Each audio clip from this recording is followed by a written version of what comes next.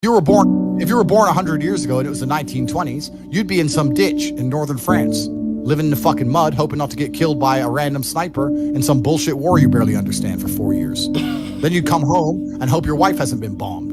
Yo! You understand? But that's the world. That's the world. The world has become exceptionally easy for a lot of men. It used to be a different place. Most men were cannon fodder. Most of us would have ended up in wars, dying for fucking no reason. Damn. Now we don't have to do that. So because we don't have to do that, men think it's okay to just become comfortable now. You're not supposed to be comfortable. You were never evolved to be comfortable. You're supposed to be uncomfortable. Right. And if you make yourself uncomfortable constructively, it's very easy to be anything you want. I find it amazing that people will sit there and spend all their time upgrading that character, making as much money as they can, getting the best guns, getting strong, getting some hoes, meeting important people, getting the best car. They'll do all that in a game, but they won't do it in real life. I find that incredible. Like, my life is GTA. I don't need to play a game for GTA. If I want a gun, I'll fucking buy it. If I want a car, I'll fucking buy it. I want a bitch, I'll get her. It's me. I am GTA. I don't see why people play the games. They play the games because they're scared of loss. Because if you die in the game, you get another chance. If you lose in the game, you get another chance. In life, you get one shot. Damn, that's... But if you get some balls, that's what life is as a game. That's what life is as a man. This is one big video game. You get to upgrade your character. You're not born with any value. All these women that you just put me on with are born with value. They're pretty already. They're gorgeous already. They're good looking enough. Even if they're a 5, someone's going to give a shit they exist because someone wants to fuck them. As a man, if you don't make yourself valuable, you have no value. You have to get up and do it. Just like a video game, you start with fucking 0. You have to decide if you want to complete it. You have to upgrade your character. So I find it amazing that men are going to play video games and fuck about and waste their time instead of upgrading their character. Everyone knows what to do. You know what you have to do. You're right. If you had to become the most dangerous, intelligent, respectable man on the planet, you know you're supposed to go to the gym. You know you're supposed to train, learn how to fight. You know all these things. You don't do them. That's your decision. It's your prerogative. I didn't make that choice. I made the choice to do it all. I decided all of that. And every single man watching this can do the exact same thing, which is why I have very little pity. I'd never make fun of someone who hasn't got a choice. I wouldn't make fun of someone born with one I arm. have a choice, though. But if you've made a fucking decision to be less than you should be, then I believe you should be mocked for that decision. I agree. I feel like, yeah, because like you're not living up to your full potential. Like it's your choice to basically not live up to your full potential. Completely. And me as a man, when I put myself through hell, when I have had such exacting, such stringent standards for myself, why would I then have less exacting, stringent standards on the people I meet? Damn. Why would I put myself through hell to be me and then meet someone who didn't put themselves through hell and then treat them like my equal? No, fuck you. I suffered when you didn't. So you're not my equal because you decided not to suffer. You have enjoyed comfort when I haven't, and that's fine, but don't expect me to look at you as my equal because you're not. I'll snap your fucking neck. When I tell people that you are the sum of the 5 people you spend the most time with, everyone agrees. They go, yeah, that's probably true. The 5 people you spend the most time with, that's what you're gonna end up like. They say, yeah, that's true. And then they continue to hang around with people who they don't want to be. Why? There has to be a point. There has to be a point where you sit and go, okay, you're my friends, etc., etc. I love you guys. Yeah, we can talk, whatever. But I'm on a different life path. You have to leave some people behind. You wouldn't want to be, if you were to come hang out with me and you were in a room with me and my 5 friends, you'd feel self-conscious. You're right. You don't feel self-conscious with your friends. Because you only surround yourself around people that are on like your level of like. With killers. I'm with killers. We're fucking monsters. If you were to come hang around with me and my crew, you would be self-conscious, and that self-consciousness would motivate you, or they would certainly instill the discipline required for you to change. You don't feel self-conscious amongst your peers. That's why you don't change. If you were to get in a room and you're the only person who ain't a fucking monster, you'd want to become a monster. That's life. That's humanity. So I say this to people all the time. If you know you're the sum of the 5 people you hang around with, why you hang around with people you don't want to be? Brother does 500 push-ups. I ain't gonna be the bitch at the house. I ain't gonna not do them. Right. So that's another reason the war room exists. My organization, the reason it's so competitive, is the reason we kick people out. You have to fight to keep. Even if they pay, you're like, I don't give a fuck. Get out. Like, I don't give a fuck. Get out.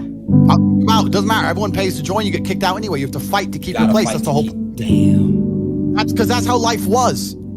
If we were still in the animal kingdom, the lions that you see on TV, they weren't just born big lions. They had to fight other lions. They had to fight to get that antelope. They had to fight other animals, hyenas, jackals. They had to fight to be the boss.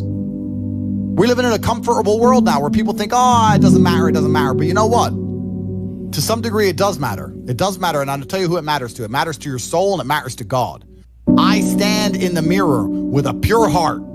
I know I am the best version of me that could possibly ever exist. I know that God is proud of me. There's nothing that God hates more than sloth and laziness. If God were to create a man and that man were to sit around and do fuck all, God will frown upon you. It's why you're never lucky.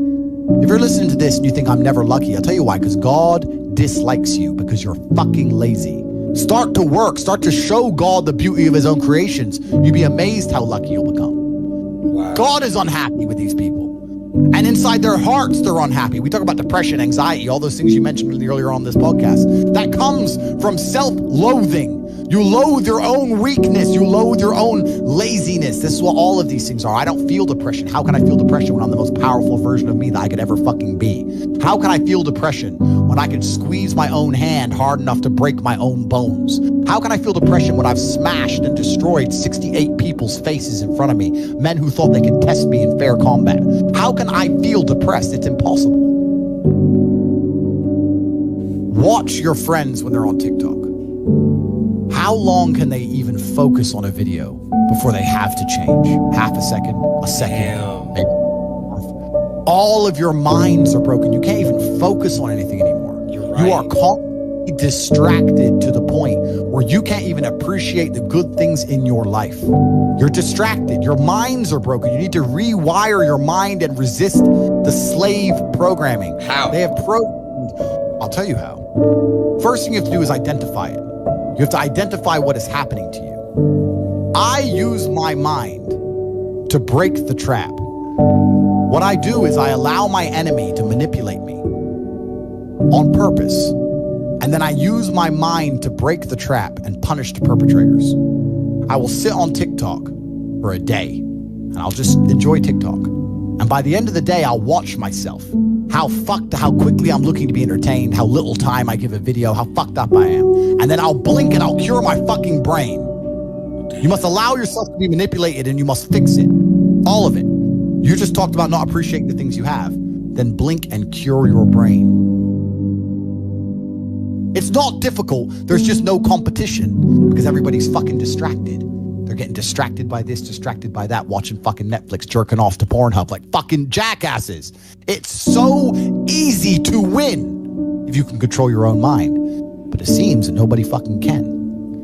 And that's how the people who run the world keep the world running, because they have all the slaves exactly where they need them to be, permanently distracted and semi-depressed, working their asses off in jobs which will never satisfy them and never pay enough money. That's the Matrix. I can't imagine a mind frame or a mindset where I want to do something and can't do it. Right. So it's almost difficult for me to answer that question, because if you have that kind of mind, if your mind is so fundamentally broken that you cannot do with your own mind what you want to do, right? You know, like that, then you're just fucked, right? Life is hierarchical. There's always going to be kings and there's always going to be peasants. If you have a mind that you can't control, then you're never going to be a king. You're going to be a peasant. That's your life. You have a peasant's life ahead of you, and that's your destiny. Enjoy, right? There's always been peasants. That's life. But I believe that the most important thing you can do as a man is to gain control of your mind. Once you have control of your mind, life is so ridiculously easy. It's so ridiculously easy. It's so easy to be in. People say to me, Tate, you're in good shape, but all you do is drink vodka and travel the world. You're never even home. You never even have a gym. How do you do it? It's ridiculously easy if you control your mind. If I decide to do 1,000 push-ups, I'll do them. Maybe I have to do them one at a time. Maybe I'll get tired. Maybe I need a break. I'm going to do 1,000 because I said I'm going to do 1,000. It's not fucking hard. Everyone knows what they're supposed to do. Once you control your mind, it's easy, right? Getting over a breakup with that bitch. You miss that girl, you're upset, you miss her with all your heart, da-da-da. But once you realize she's gone, if you control your mind, she's gone now. She's gone now, I'm gonna miss her. That's a shame. Off to the gym. You either control your mind or you don't. And all of these things stem from the same problem. It's something you can do. It's something that is learned. It's something that is taught. But it's something that I needed to survive. So for me, it's easy, right? It's all I've ever known. Right. But people have they don't need it to survive, so they never develop the skill. That's just how it works. At the end of World War II, when men went to Europe and saw unspeakable horrors at the end of World War II, did they all come home and need therapy, or did they all come home and get back to life? Get back to life. Because that was, everyone was taught to have a mind that they control because they needed it to survive. There's no one else. That's how life worked back then. Do what I'm supposed to do. Wow. It's not a matter of how I feel or how I'm motivated. If I was depressed, it's impossible, but if I was depressed, my life would be, and the day-to-day activities would be exactly the same as if I was ecstatically happy. You wouldn't be able to see a difference. I'd be up at the same time. I'd be in the gym the same. I'd be doing the same shit. Those are my duties to God. How I feel has nothing to do with it. Completely unrelated. How I feel is unrelated to my duties to God. They don't change based on how I feel. They're the same.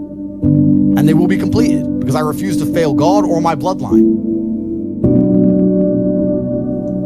You could take 150,000 of these people and travel back in time and stand them in front of their ancestors. And their ancestors who fought fucking saber-toothed tigers or escaped the Mongol hordes or managed to dodge bombs in the Second World War. All the shit they went through just for this fucking cretin to be born. And to look at him, who he is, listen to his life story, listen to what he does on a day-to-day basis, and they would feel nothing but fucking shame.